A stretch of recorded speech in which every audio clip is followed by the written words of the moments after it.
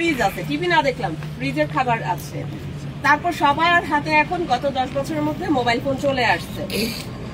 আপনার 2 দিন যদি বিদ্যুৎ না থাকে, আপনার কিন্তু মোবাইল ফোন, ইন্টারনেট সব কিছু বন্ধ, আপনার যোগাযোগ বন্ধ। এককালে আমরা কারোর সাথে যোগাযোগ করতাম না, চিঠির মারফত ছিল, আমাদের কিন্তু কোনো মাথা ব্যথা ছিল না। কিন্তু এখন যদি 2 ঘন্টা কাউকে ফোন দিয়ে না পাই, তাহলে কিন্তু আমাদের খুব টেনশন কাজ করে। তো এটা আপনাদের এলাকায় বাহির থেকে এসেও যদি হচ্ছে যে কেউ কোনো ধরনের স্যাবোটাজ করার চেষ্টা করে, এটা প্রতিহত করার দায়িত্ব কিন্তু আপনার।